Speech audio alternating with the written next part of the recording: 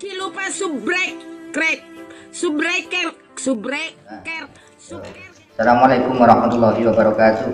Waalaikumsalam. Bismillahirrahmanirrahim. Alhamdulillahirabbil alamin. Allahumma shalli ala sayyidina Muhammadin wa ala alihi wa sahbihi ajmain. Amma ba'du. Rekan semua yang saya hormati, pada malam hari ini kita sudah nyampe di bab yang kedua, adalah bab tentang Islam. Nah ini repot. Untuk Islam kok ngajinya Islam? Dan repot juga nggak repot. Orang Islam kok ngajinya Islam? Apakah Islam itu kayak anak-anak kita saja, kayak anak PAUD? Jadi ini kalau kita ini sudah Islam, memang bentuknya sudah Islam, KTP-nya apa lagi? Masih Islam. Tapi kenyataan itu kita Islam beda ini kan nggak ada yang tahu. Ya kalau kita KTP tahu, cara jalannya kita sudah Islam, tapi Islam yang sebenarnya, Islam yang secara kafah ini kita belum bisa meyakinkan. Apalagi kita mengatakan orang lain, diri kita sendiri keislamannya masih belum bisa dipertanggungjawabkan. Jadi apa, nggak ada salahnya lah kayak kita ini belajar Islam mulai awal lagi, gitu kan? Jadi harus apa, hukum fisil Ka'bah ya, masuklah kita ini ke dalam Islam secara keseluruhan, supaya apa, kita tidak salah paham. Ya memang tidak salah paham. Kayak begini contoh, kita ini kalau ingin melihat hewan, contohnya kambing, kita harus lihat dari segala sudut pandang. Tidak boleh kita hanya melihat satu sisi. Kalau dilihat dari belakang, kambing itu hanya ekor, nggak ada kepalanya, kakinya dua. Juga sebaliknya kalau kita lihat di depan, ini hanya kepala, nggak ada ekornya, kakinya juga dua. Nah ini kalau penyampaian kayak gitu nanti disampaikan kepada orang lain, ya konyol. Kambing ini adalah hewan yang tidak ada kepalanya. Ya karena apa, kita lihatnya dari belakang. Nah terus kakinya dua. Nah, jadilah suatu kesalahpahaman. Juga agama Islam ini, kalau kita ini hanya melihat sekilas Islam itu hanya itu, maka kita akan juga penyampaian itu bisa menyesatkan. Jadi ini sedikit kita ulas masalah apa kayak dikatakan Islam. Nah, terus gini ya, sebelum kita jelaskan rumah ini ngaji ya. Ngaji ini bahasa Jawa. Ngaji nggak mungkin bahasa apa, Sunda juga ngaji. Sunda ngaji juga. Ngaji. Orang Madura juga ngaji. Ya jadi ngaji ini hampir rata lah ngaji. Apakah ngaji itu? Ya ngaji ini kalau kita pandang kita dalam pemahaman itu, ngaji ini orang di pesantren atau di musola atau di masjid. Padahal dalam arti luas ngaji tidak. Ngaji ini tidak hanya kita baca Al-Quran atau baca kitab kayak macam ini, tidak. Ngaji ini dalam arti luasnya, syariat dan hakikatnya inilah ngatur jiwa. Nih, yang ngatur jiwa siapa? Yang ngatur jiwa bukan manusia, yang ngatur jiwa itu aturan. Bagi orang Islam aturannya apa ya? Al-Quran, hadis, tidak ada yang lain. Nah terus Pak Yai sama Pak Ustadz, nah Pak Yai dan Pak Ustadz ini hanya sekedar menyampaikan, tidak berhak mengatur jiwanya orang lain. Jadi yang berhak mengatur jiwanya orang adalah aturan. Berarti aturan di agama kita ada Al-Quran, hadis. Jadi yang berhak mengatur adalah Al-Quran, hadis ini. Kalau Pak Yai dan Pak Ustadz hanya menyampaikan, tidak berhak mengatur. Yang mengatur hanya jiwa kita sendiri lewat aturannya Allah. Nah aturan gimana sih? Al-Quran, hadis. Ustadz hanya menyampaikan, Pak Yai hanya menyampaikan. Jadi tidak boleh, juga tidak etis bila ada seorang ustadz atau seorang kiai mendoktrin atau memaksa untuk aturannya dipakai, ini tidak benar. Contohnya, kalau kamu nggak mengikuti aturanku, kamu kualat, kamu murtad dan kamu musyrik dan sebagainya. Tidak boleh dikatakan semacam itu. Harus kita sebagai kiai umpamanya, dari ustadz umpamanya, kita menyampaikan ini loh ajaran aturan daripada agama. Tidak boleh mendoktrin atas pribadinya daripada oknum Pak Yai dan Pak Ustadznya, nggak boleh. Jadi itulah ngaji ini mengatur jiwa masing-masing. Saya juga nggak mau mengatur jiwanya sampean, mau mengatur jiwa jadi bicara kacir kok mau mengatur jiwanya orang, ya maaf saja. Nah, Pak Sarto yang ngatur jiwanya Pak Sarto sendiri, nggak boleh. Pak Sarto itu diatur oleh saya, nggak boleh. Juga Pak Sarto nggak boleh ngatur saya. Ya atur saya sendiri. Ya Pak Sarto ya diatur sendiri. Dengan cara apa? Dengan adanya kitab-kitab, dengan adanya kitab Al-Quran dan hadis, itu yang ngatur. Hanya saya menyampaikan, masa dipakai nggak dipakai ya urusan kita bersama-sama. Hakikatnya begini, kita membaca kitab ini untuk mengatur diri saya sendiri dan untuk mengatur pendengar. Bukan saya, tapi yang mengatur adalah Al-Quran dan hadisnya. Itu Mas Sarto. Jangan salah paham, mau ngatur jiwa saya nggak bisa itu ngatur, nggak bisa. Ini yang kita bahas kali ini tentang Islam itu ya, al-Islamu, Islam. Yang dikatakan Islam ini biasa ini kitabnya dua. Kita tertulis kitab kuning, yang satunya ini apa namanya, kitab apa ini? Ini. Bismillahirrahmanirrahim. Arkanul Islami khamsatun, utawi rukunnya Islam itu ada 5. Rukunnya Islam itu ada 5. 1, asyhadu alla ilaha illallah wa asyhadu anna muhammadar rasulullah. Ini yang jelas sudah hafal. Rukunnya Islam orang itu semua sudah hafal kok. Masa orang Islam nggak tahu rukunnya Islam? Ya nggak mungkin. Udah paham, anak kecil TK itu udah hafal. Tapi yang dimaksud dengan bersyahadat kepada Allah ini bagaimana? Kan kadang kita hanya melafalkan apa di lafaznya saja, tapi tidak memahami di dalam inti daripada syahadat itu apa. Asyhadu alla ilaha illallah wa asyhadu anna muhammadar rasulullah. Kita bersaksi, ini ya, bersaksi bahwasanya tiada Tuhan selain Allah dan Nabi Muhammad adalah utusan Allah. Kata orang Jawa itu syahadat panetep panoto gomo. Mungkin orang Jawa ngapal juga paham. Paham Mas Ato? Syahadat panetep panoto gomo. Belum. Banyak ya. Ini orang Jawa tapi nggak paham sama syahadat panetep panoto gomo. Syahadat asyhadu alla ilaha illallah ini syahadat tauhid. Nah, syahadat tauhid, syahadat panetep untuk keyakinan kita kepada Allah. Namanya syahadat tauhid, syahadat panetep, ya kan? Tauhid di panetep menyucikan Allah. Wajah akan datang kepada Allah. Hanya tiada pun, semuanya tidak ada, hanya ada Tuhan, hanyalah Allah, tidak ada Tuhan lain. Dan Nabi Muhammad wa asyhadu anna Muhammad Rasulullah ini adalah syahadat Rasul. Kalau orang Jawa bilang syahadat panoto gomo, utawi syahadat syariat. Mengapa dikatakan macam itu? Karena yang membawa syariat daripada Islam adalah Nabi Muhammad SAW. Jadi dikatakan syahadat panetep panoto gomo, syahadat tauhid dan syahadat Rasul. Nah terus bagaimana caranya kita menyaksikan Allah ini? Wa asyhadu alla ilaha illallah. Saya bersaksi. Loh, ini kan repot.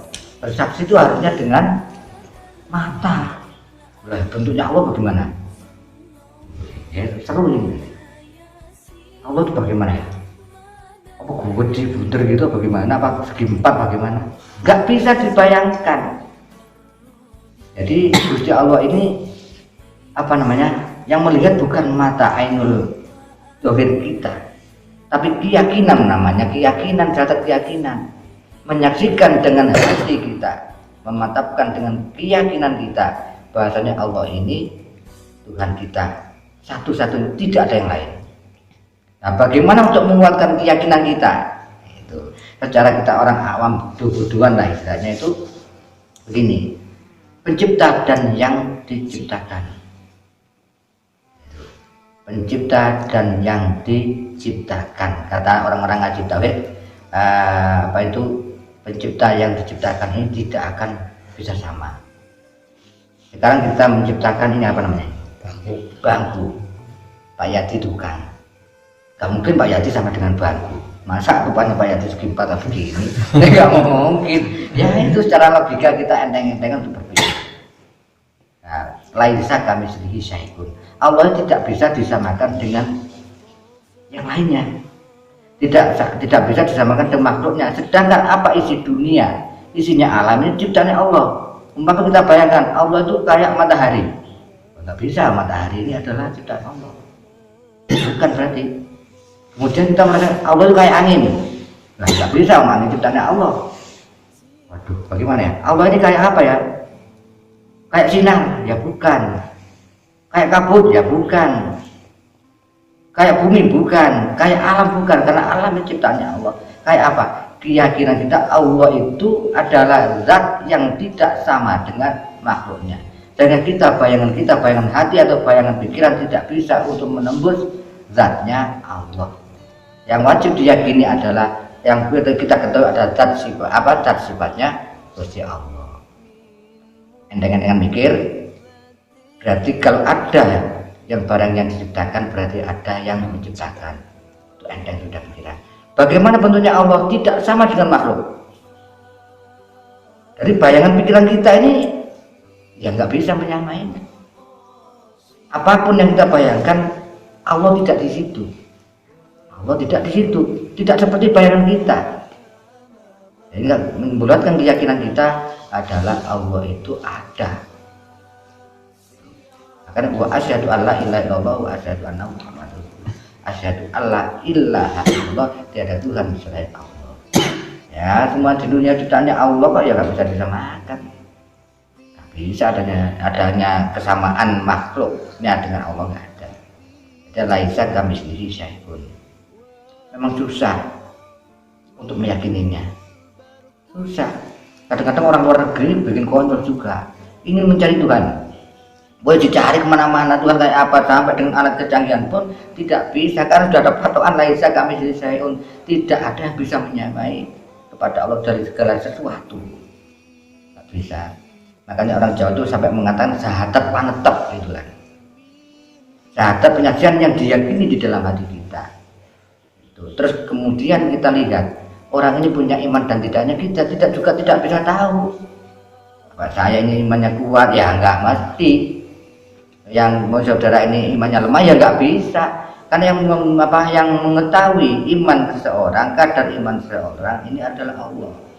Tidak ada orang yang bisa tahu. Uliruhu fi amri rabbi wa ma ta'lamuna illa qalilan. Di dalam doa manusia ini ya itu urusan Allah semua. Jadi orang lain tidak berhak mengetahuinya. Sampai malaikat pun tidak bisa mengetahui rahasia daripada manusia.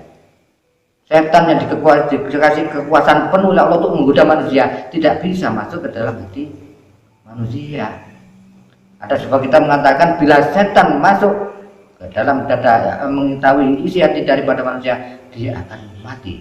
Malaikat akan mati bila mengetahui rahasia hati daripada manusia tersebut. Apalagi manusia, wah ya nggak mungkin bisa, konyol nanti, konyol. Makanya mohon maaf, bila ada oknum ustadz, oknum kiai, oknum dukun yang mengetahui hati daripada seseorang, ini bahaya. Ini bahaya.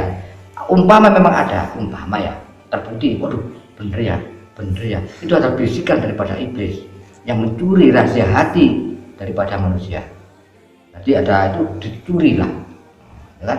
Dicuri oleh setan tadi yang bernaung di sebelah kanan kiri daripada hati. Ini bernaung di sini, menanti ini bila ada suara hati muncul di atas tangkap. Akhirnya juga informasi sama dukun, gini. Itulah. Jadi kayak kita ini, tolong dengan keislaman tauhid kita dijaga supaya kita ini tidak sampai itu tadi dibuat kesempatan oleh setan. Pak ya kan ada oknum kiai, oknum guru, oknum ustadz, oknum dukun bilang, aku ngerti hatimu. Aku mengerti hatimu, katanya, ya kan? Jadi kalau bikin konyol-konyolan, kalau menurut dasar tadi apa itu hanya Allah yang tahu dari isi hati manusia, itu berarti kalau konyol-konyolan begini. Apa itu Pak Yai yang Pak Ustadz, Pak Dukun yang mengerti hati manusia itu sebentar lagi akan jadi Tuhan. Karena di dalam Al-Quran dikatakan itu hanya Allah yang mengetahui hati, urusan roh daripada manusia hanya Allah. Tapi kalau ada manusia yang mengetahui hati dan urusan roh itu kepada manusia lain, berarti orang tersebut akan menjadi Tuhan. Bentar lagi lah, mungkin 1 hari 2 lagi akan jadi Tuhan. Itu umpama sampai ditunjuk sama orang, "Astagfirullah, hati kamu begini umpamanya. Kamu itu hatimu begini umpamanya." Jadi itu akan sebentar lagi orang itu akan jadi Tuhan. Itu ya iyalah, yang mempunyai raja itu hanya Allah. Kok ada orang lain tahu isiatnya orang, berarti sebentar lagi dia akan menjadi Tuhan. Tuh, makanya sekarang banyak Fir'aun baru, Tuhan kecil. Oh itu banyak Tuhan kecil, sebentar lagi besar. Coba kalau kita pergi ke dukun ya, coba ke ustadz yang mendukun, kiai yang mendukun, ya ditanya begini, Bapak punya masalah apa? Begini Pak Yai. Oh, di dalam hatimu ini begini, oh rezekimu ini begini. Loh itu sampai beraninya seorang kiai masuk ke ranah rezeki, padahal yang ngatur rezeki ini hanya Allah. Rezeki jodoh pati ya Allah yang punya urusan, tapi oknum kiai, oknum ustadz, oknum siapapun itu sudah berani masuk ke arah itu. Rezekimu itu disumbat, rezekimu itu diginikan, nanti rezekimu tak buka. Oh ini karena pintu rezekimu ditutup, aku yang buka. Oh ini kan hebat. Berarti kan ini sudah menjadi Tuhan kecil, sebentar lagi akan besar. Nah, betul nanti itu Tuhan besar. Modus operandi daripada perdukunan kayak gitu. Ya, Fir'aun kecil. Nah, Fir'aun kecil ada lagi. Fir'aun kecil ini nih terjadi pada oknum pemerintahan, oknum ustadz. Ya, Fir'aun kecil ini mendoktrin pada umatnya, kamu harus begini. Seakan-akan dia itu menuhankan dirinya yang paling benar.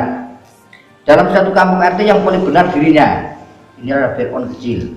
Dalam satu lingkup yang paling benar ustadznya. Inilah lingkup Fir'aun kecil. Sudah muncul, ntar lagi Fir'aunnya besar. Itu makanya kita harus berhati-hati menghadapi Fir'aun begini nih. Ini terjadi loh bro, terjadi. Contoh ada RT yang konyol mamanya, iya itu ada yang konyol, bupati yang konyol mamanya. Padahal dalam situasi yang semacam itu adalah harus kita antisipasi saat ini.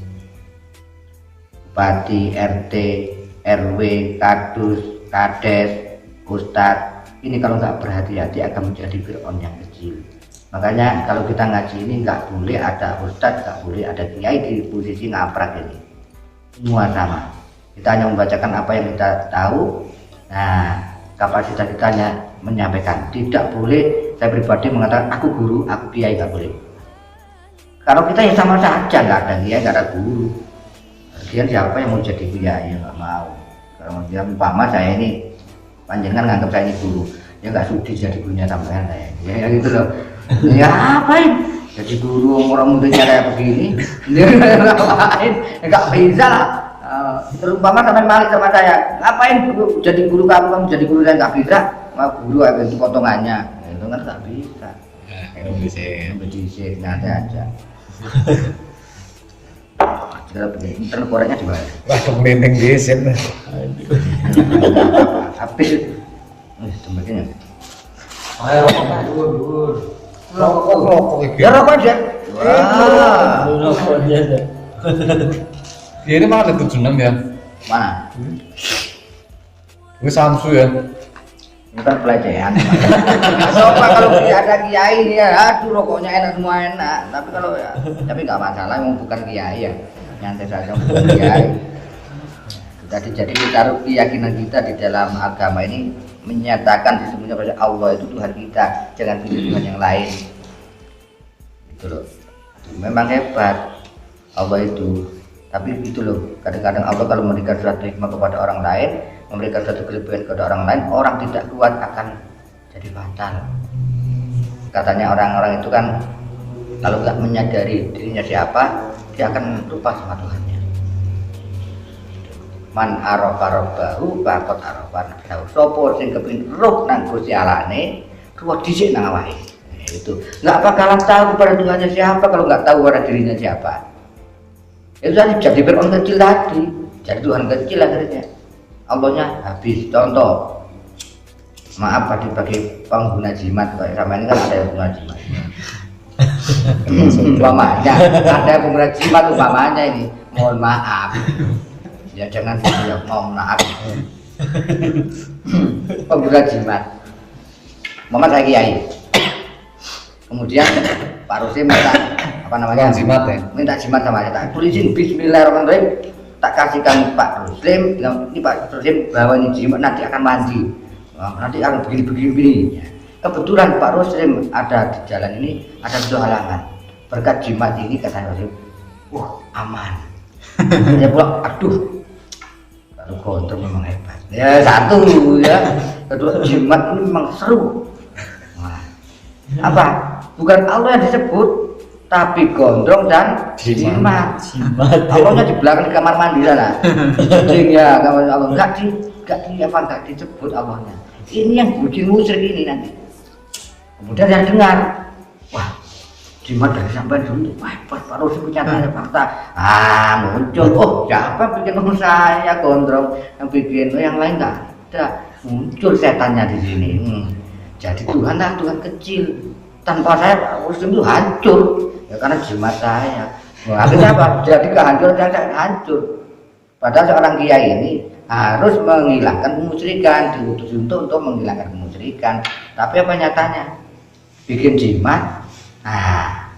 Udah umatnya lupa. Allahnya tertinggal di belakang kamar mandi. Nanti kalau udah kepepet semua, sudah jimatnya nggak mandi, gondrongnya sudah nggak mandi, akhirnya Allah yang ditangisin. Malam-malam hari kita nggak pernah wudhu, nggak pernah sholat. Kenapa? Terbentur masalah jimatnya udah nggak bisa aku lagi ya. Kemudian Pak kontrolnya sudah ucul kemana nggak tahu. Hanya yang ditanya siapa? Hanya Allah yang ditanya. Ya Allah, utang banyak, penyakit banyak, corona lagi. Sudah utang banyak penyakit corona, nggak punya beras, hujan, petir, rumah bocor. Bayangkan. Ayo, nggak punya beras, jimatnya sudah nggak laku, kontrolnya sudah hilang, beras nggak ada, anak sakit, rumah bocor, hujan berdekan, nggak ada yang bisa nolong. Akhirnya nangis, ya Allah, kalau begini siapa yang aku minta ditolong? Semuanya itu nggak ada, baru sadarnya manusia di situ. Ya mudah-mudahan kita kasih sadar oleh Allah tidak terjadi kayak gitu. Tolong hati. Ya iyalah, bukan nolong gimana? Sangat melongso bro, makanya jimat jangan terlalu ya pakai lah, tapi jangan terlalu. Jimat tadi utang contohnya ya. Ya iya, jangan mengandalkan jimat. Kalau kita ini banyak utang, mengandalkan usaha dan doa. Ya usaha bagaimana ya, usahanya bisa kali lubang tutup lubang, kan orang nyaur utang kan bisa gitu, kali lubang tutup lubang juga usaha. Di usaha dari tani nanam sawi kok lama betul ya. Kali lubang tutup lubang aja nggak apa-apa, yang penting usaha. Punya tanggungan bank ya disaur, ya dibayar dengan uang. Bank tidak mau menerima barokah Fatihah. Mentang-mentang Ustaz ada penagih bank datang. Assalamualaikum Pak, waalaikumsalam. Siapa? Bulanan. Saya ini utang umpamanya. Ini Pak petugas bank. Mohon maaf, bener saya ini mau jatuh tempo. Saya punya barokah. Apa itu barokah Fatihah? Nggak mau. Jadi barokah Fatihah nggak bisa dibuatnya utang loh ya. Jangan mentang-mentang seorang ustaz kemudian rumah perasaannya itu mandi dungone, penagih bank dikasih Fatihah, ya disegel rumahnya. Nggak bisa. Kalau punya utang ya usaha yang benar aja lah. Walaupun dari tutup lubang dan berdoa. Jangan lari ke jimat. Ke jimat ada maharnya lagi. Hutangnya hutangnya itu 100 juta. Jimatnya harganya 90 juta. Bayar lagi ya. Bayar lagi. Ngutang maning. Ya, bertambah lagi utangnya. Rezekinya enggak ada, malah tertutup. Itu jimat.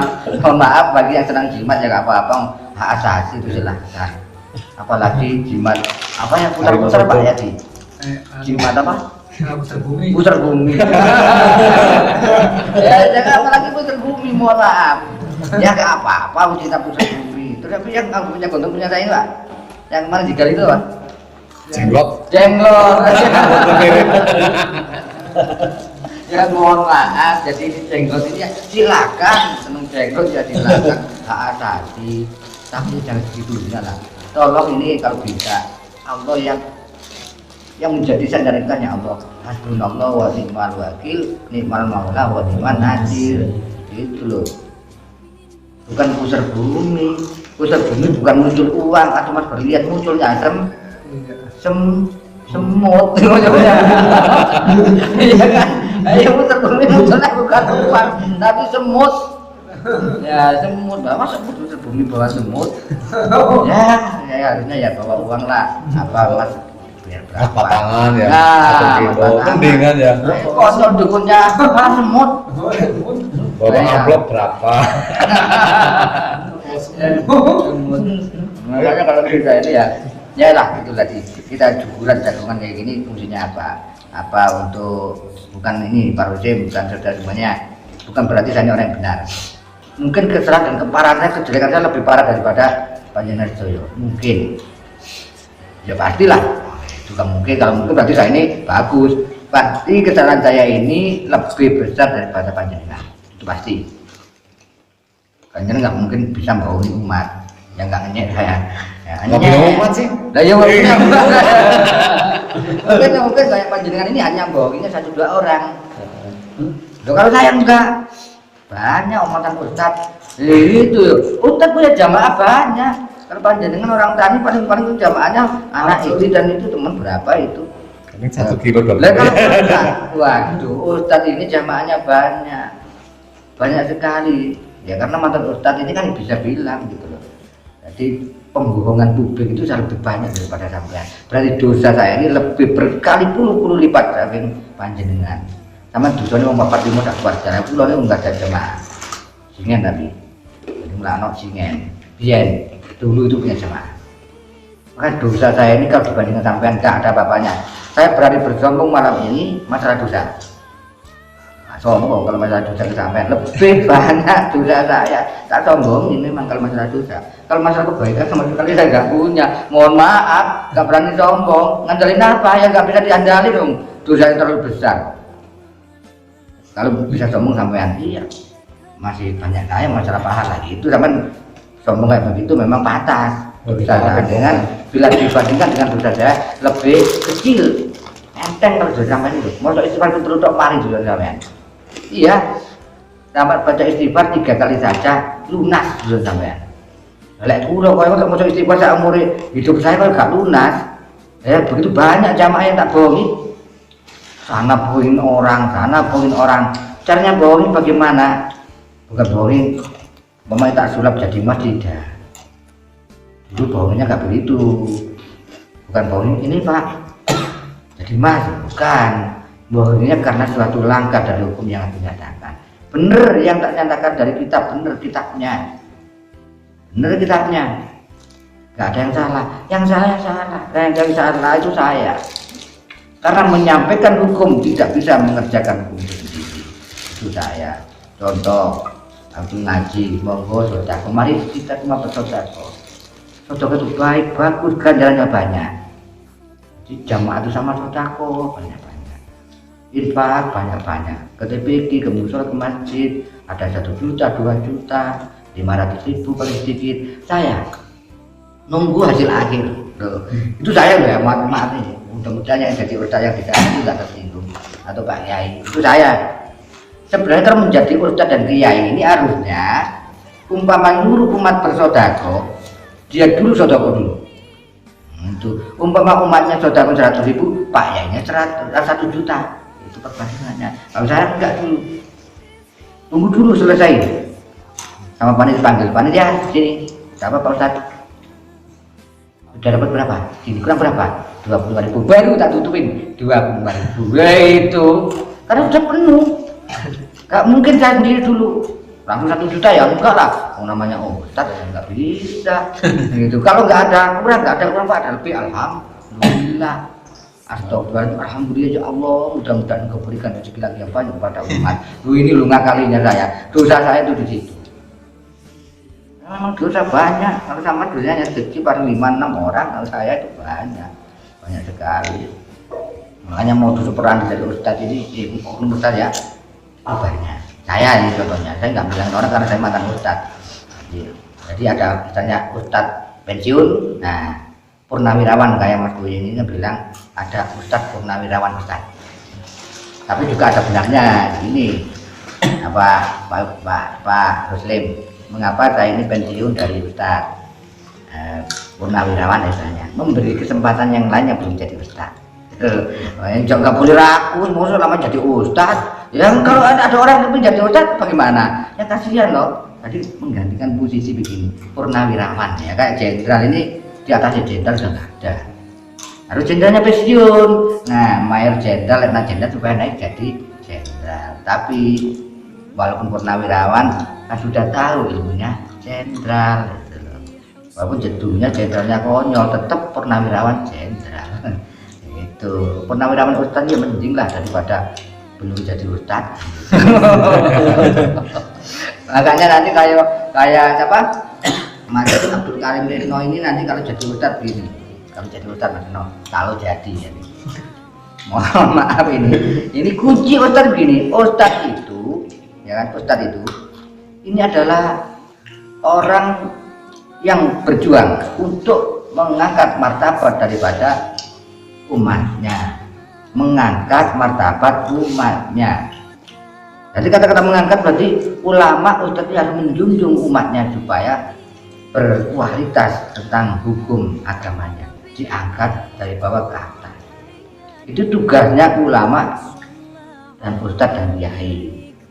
Umpama ulama itu duduknya di karpet begini, umatnya harus duduk di sini supaya Pak Yainya nggak kesulitan ngangkatnya. Itu. Tapi kalau Pak Yainya di atas kursi, umpamanya di bawah mau ini kesulitan, ini mau mengangkat begini sulit, bisanya hanya di apa dicangkir apa namanya itu, ditenteng begini, nggak diangkat tapi dicenteng, gitu loh. Padahal tugasnya mengangkat martabat umatnya, harus dibawa. Makanya kiai di tahun 50 ke atas dan 50 ke bawah sangat jauh. Kalau kiai dulu berjuang mengusir penjajah umpamanya, kayak di 10 November kiai berangkat, santrinya di belakang. Itu kalau dulu. Nah, alasan kiai mengapa? Wah, kalau aku mati, santriku masih banyak yang meneruskan misi-misi saya. Itu semboyannya kiai itu. Kalau santri yang mati, saya susah. Siapa penerus saya? Dengan saya sudah tua.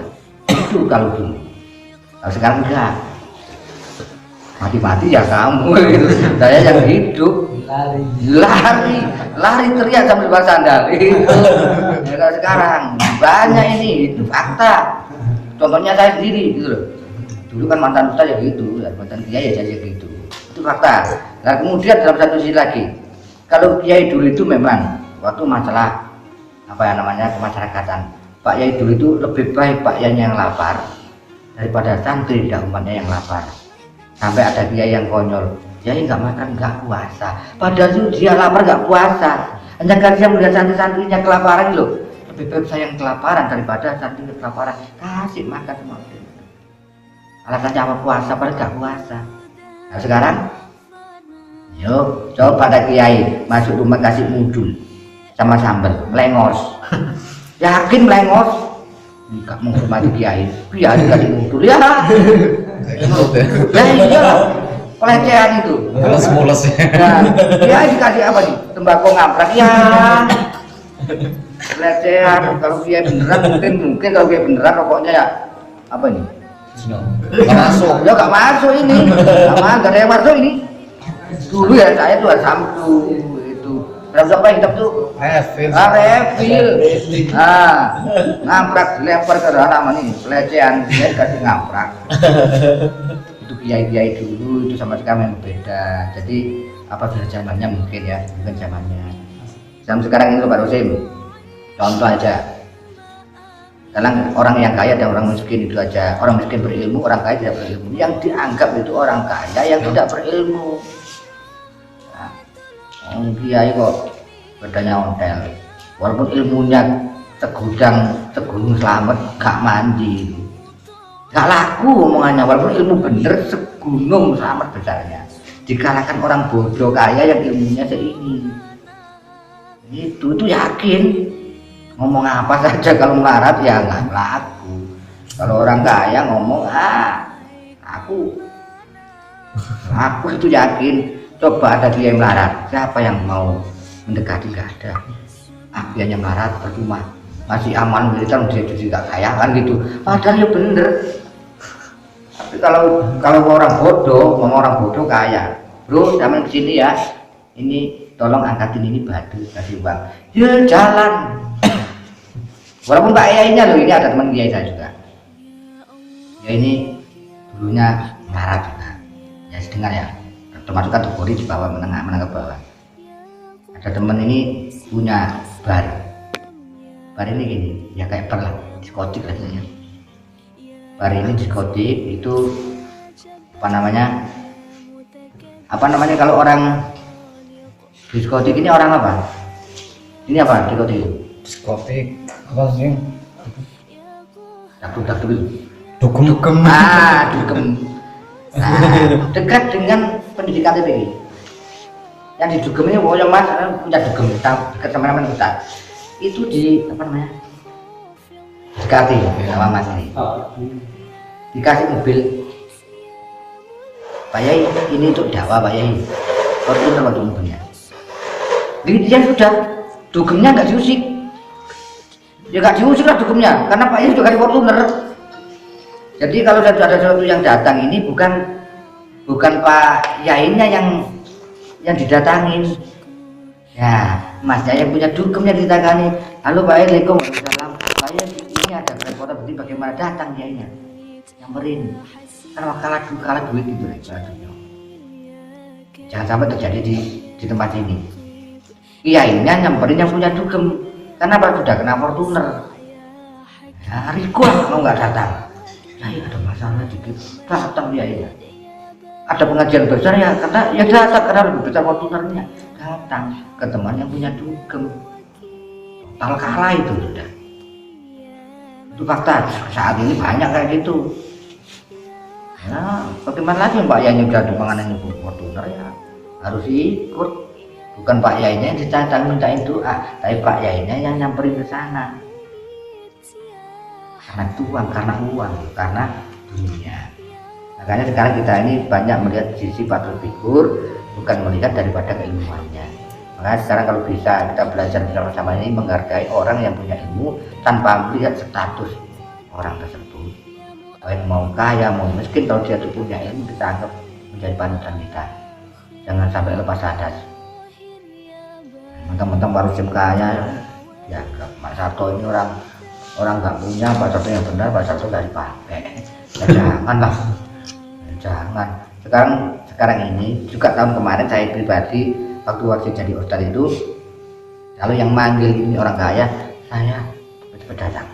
Saya lo ya, mungkin kalau biaya sini nggak mungkin, nggak mungkin.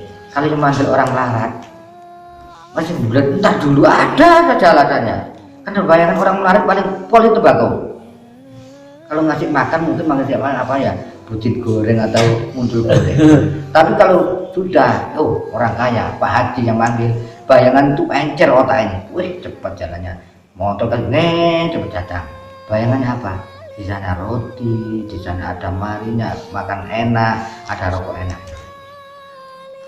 Itu lain. Itu saya dulu. Makanya pernah jadi cara enak begini. Walaupun dikasih rokok atau ngapel aman-aman nggak komplain. Ya ini kan juga pelecehan, gigi nggak ada dikasih begini. Gigi tahu, bayangin gigi tinggal 2 di bawah dikasih apa itu? Apa nih? Rengginang. Nah, umpama saya waktu jadi kita lempar sama orang itu.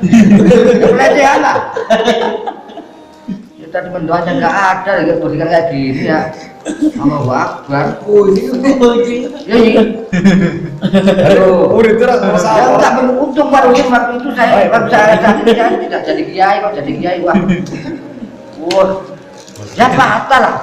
Giginya nggak ada ya? Gigi tinggal 2 waktu kali itu hancur. Makanya Sambit kabeh kowe. Ya Allah ya. Memang beginilah. Nikmatnya. Namanya hiburan itu. Makanya jam itu ngaprak jangan sampai.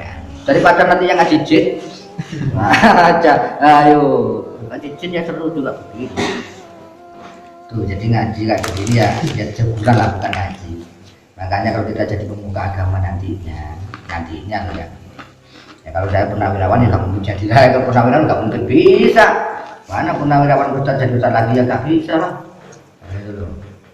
Jadi yang belum aja kayak Mas Buying, kayak Mas Retno, Mas Sarto, jadi Pak Heru. ya, tolong nanti diingat kita ini memperjuangkan umat, tidak mencari tidak memperjuangkan umat, ini kita menjunjung tinggi umat supaya umat bisa menjadi umat yang berkualitas. Ini rokoknya. Nggak usah, gitu aja. Aja, nggak usah pikir-pikir rokok. Dan Kalau kamu sampai mikir nanti di rumah bingung. Dengan makan, wah, duit samanya makan kok. Nggak usah, ya makan nggak masalah loh, nggak masalah makan ya. Nggak apa-apa ya. Ya iyalah, ngaji itu gak di zaman apa ya begini, apa repot-repot. Tadi ini, Untungan dingin, betul ya. kasihan. Dari ikan dia, Mau susah. dari ikan gue. Itu tadi ya kembali kepada kata tadi, ya kita harus betul-betul meyakini Allah itu dengan sepenuhnya, jangan sampai kita pantau ya, nggak boleh setengah-tengah, nggak boleh ragu-ragu, nggak boleh maidu Allah. Maidu itu apa Pak? Tos ngomongin. Ya, ngomeli Allah nggak boleh. Nanti cari rezeki ya, maksudnya itu bekerja kok uangnya nggak ada terus, kok seretnya uang seret terus, penghasilan seret terus, nggak boleh. Ngomel sama Tuhan sama Allah nggak boleh ya. Orang sampai mau songor loh. Iya nggak boleh. Nanti sholat sudah, wiridan sudah, bangun malam sudah, tapi kok tetap melarat. Jangan main dulu ya Allah. Ya. Makanya kita nggak boleh main dulu ya Allah karena kita sudah ibadah, sudah wirid, sudah sodako, kecil-kecilan, tapi kok dunia ini tetap seret. Jangan main dulu Allah ya, jangan apa namanya Pak? Yang ngomeli Allah jangan diomeli Allah, jangan ngomeli. Mungkin gini, Allah itu lebih suka Pak Sarto ini marah gitu loh. Ya, karena Pak Sarto kalau marahnya sholat terus, tahajud terus kan gitu. Berarti Allah tuh sayang dengan Pak Sarto, dikasih kemaratan itu karena sayangnya Allah kepada sampean. Mungkin kalau Pak Sarto dikasih kaya, mobil mewah, helikopter ada, Pak Sarto mungkin nggak sholat malam, nggak tahajud dan sebagainya gitu.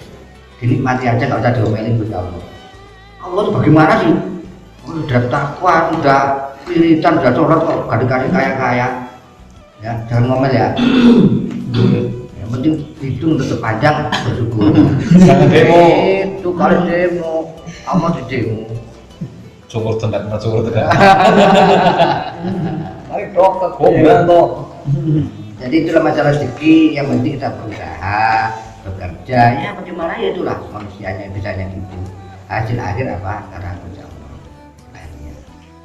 Ini berusaha aja, jangan repot-repot. Yang penting yakin Allah Tuhan kita, Nabi Muhammad utusan Allah. Nanti masalah Nabi Muhammad utusan Allah ini juga kita bingung. Menyaksikan kepada Nabi Muhammad kok Nabi nggak kelihatan.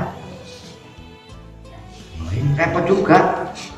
Suruh yakin kepada Nabi Muhammad utusannya Allah, tapi kok gak tahu bagaimana? Bingung juga. Nah, di mana letak kita meyakini Rasulullah ini menjadi utusan Allah, dan bagaimana kita meyakini Rasulullah adalah penghujung daripada Nabi yang membawa syariat terakhir zaman? Kita bagaimana itu untuk meyakininya? Ya, kapan-kapan kita ngaji lagi daripada jin yang ngaji. Ya, itu ya Mas Sato ya. Oke, siap yuk. Nah, gitu ya. Semoga pertemuan malam hari ini seperti hiburan kayak begini, walaupun apa adanya ya. Mudah-mudahan ada manfaatnya kepada diri kita pribadi juga, teman-teman saudara, teman-teman sekalian. Nah, bila ada kebenarannya ini dari Allah, bila ada kesalahannya itu pasti ada, itu dari saya pribadi. Assalamualaikum warahmatullahi wabarakatuh. Waalaikumsalam warahmatullahi wabarakatuh.